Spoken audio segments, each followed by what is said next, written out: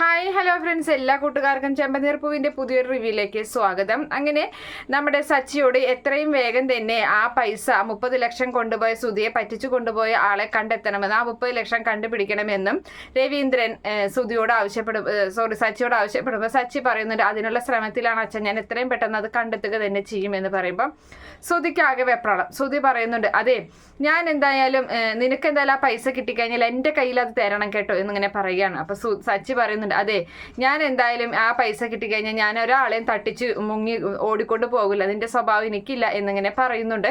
അതിനുശേഷമാണെങ്കിൽ സച്ചി രേവതിയോട് പറയുന്നുണ്ട്, രേവതി നീ എന്തായാലും പാർലേട്ടത്തിയോട് സംസാരിക്കുന്ന സമയത്ത് നീ ആന്റണിയുമായിട്ട് അവൾക്ക് എന്തെങ്കിലും ബന്ധമുണ്ടോ അതിനെക്കുറിച്ചൊക്കെ നീ ഒന്ന് സംസാരിച്ച് നോക്കുക, അപ്പോൾ അവളുടെ മുഖഭാവം അറിയാലോ എങ്ങനെയാണെന്നുള്ളത് ഇങ്ങനെ പറയുമ്പോൾ ശരിയെന്ന് നമ്മുടെ രേവതി പറയുകയാണ്. അങ്ങനെ രേവതി ശ്രുതിയോട് സംസാരിക്കുന്നുണ്ട്. ശ്രുതി, നീ എപ്പോഴെങ്കിലും ആരെങ്കിലും കയ്യിൽ നിന്നും പൈസ കടം വാങ്ങിയിട്ടുണ്ടെന്ന് ചോദിക്കുമ്പോൾ ശ്രുതി ഒന്ന് ഞെട്ടിപ്പോകുകയാണ്. എന്താ അങ്ങനെ ചോദിച്ചതെന്ന് ചോദിക്കുമ്പോൾ, അല്ല ആന്റണിയുടെ കയ്യിൽ നിന്ന് അങ്ങനെ പൈസ വാങ്ങിയിട്ടുണ്ടോ, ആന്റണി പക്കാ ക്രിമിനലാണ് എന്ന് പറയുന്ന സമയത്ത് അതെങ്ങനെ നിനക്കറിയാമെന്ന് ചോദിക്കുന്നുണ്ട്. അല്ല എൻ്റെ സഹോദരനും ആന്റണിയും ആദ്യം സുഹൃത്തുക്കളായിരുന്നല്ലോ, അങ്ങനെയാണല്ലോ ഇവിടുത്തെ അമ്മയുടെ 1 ലക്ഷം രൂപ എൻ്റെ സഹോദരൻ തട്ടിക്കൊണ്ട് പോയത്, അത് അവൻ്റെ പ്രേരണയിലാണ് അങ്ങനെ ചെയ്തത്. അതിനുശേഷം അവർ രണ്ടുപേരും തമ്മിൽ പിണങ്ങി, ഇപ്പോൾ അവർ തമ്മിൽ കോണ്ടാക്ട് ഒന്നുമില്ല.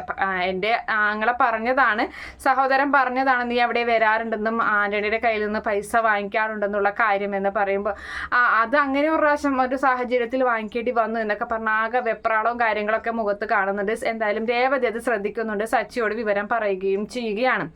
അങ്ങനെ അതിനുശേഷമാണെങ്കിലും നമ്മുടെ രേവതി എങ്ങനെയെങ്കിലും ഇതൊക്കെ കണ്ടെത്തണമെന്ന് പറയുന്നുണ്ട്. അപ്പോൾ ആ സമയത്ത് എങ്ങനെ കണ്ടെത്തും, ഒരു ഫോട്ടോ പോലും അയാളുടേതില്ല എന്നിങ്ങനെ പറയുന്നുണ്ട്.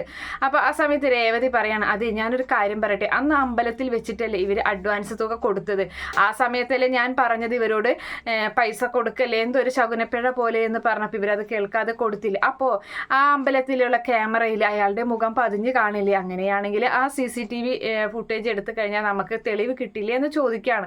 അത് നല്ലൊരു ഐഡിയയാണ് എന്നിങ്ങനെ പറയുമ്പോൾ നമ്മുടെ ശ്രുതി പറയുന്നുണ്ട്, അതെ നിങ്ങൾ ആ കാര്യങ്ങളൊന്നും നോക്കണ്ട, ഞങ്ങൾ നോക്കിക്കോളാം എന്ന് പറഞ്ഞിട്ട് ഇവർ പോകുന്നതിന് മുമ്പ് തന്നെ നമ്മുടെ ശ്രുതി ആ അമ്പലത്തിലോട്ട് പോയി ഈ കാര്യം സംസാരിച്ച് ആ CCTV ഫുട്ടേജ് അവൾ വാങ്ങിക്കൊണ്ട് പോവുകയും ചെയ്യുന്നുണ്ട്. അങ്ങനെ അതിനുശേഷം ആ ഫുട്ടേജ് നേരെ പോകുന്നത് ആന്റണിയുടെ അരികിലേക്കാണ്.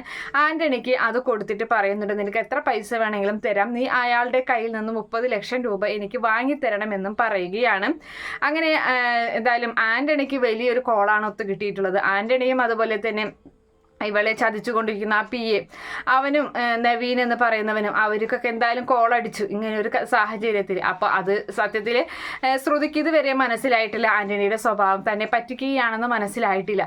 അങ്ങനെ അതിന് ശേഷമായിരിക്കും ഈ പറയുന്ന രേവതിയും സച്ചിയും ആ അമ്പലത്തിലേക്ക് ഈ CCTV ഫുട്ടേജ് അന്വേഷിച്ച് പോകുമ്പോൾ അവിടുത്തെ ആൾക്കാർ പറയുന്നുണ്ട്, ഇങ്ങനെ ഒരാൾ വന്ന് മേടിച്ചു കൊണ്ടുപോയി, തൻ്റെ സഹോദരൻ്റെ ഭാര്യയാണ് അത് മേടിച്ചു കൊണ്ടുപോയത് എന്നങ്ങനെ അവർ പറയുന്നത് കേൾക്കുമ്പോൾ അവർ ഞെട്ടിപ്പോവുകയാണ്. എന്തിനാണ് നമ്മൾ വരുന്നതിന് മുമ്പേ അവൾ അത് മേടിച്ചുകൊണ്ട് പോയത് എന്നിങ്ങനെയുള്ള ചോദ്യങ്ങളൊക്കെ അവരുടെ മനസ്സിൽ അങ്ങനെ തെളിഞ്ഞിങ്ങനെ വരികയും ചെയ്യുന്നുണ്ട്. എന്തായാലും ശ്രുതിയുടെ കള്ളത്തരങ്ങൾ ഓരോന്നോരോന്നായി കൊണ്ടുവരാനായി നമ്മുടെ സച്ചിയും രേവതിയും ശ്രമിക്കുന്ന ഭാഗമൊക്കെയാണ് വരാൻ പോകുന്നത്.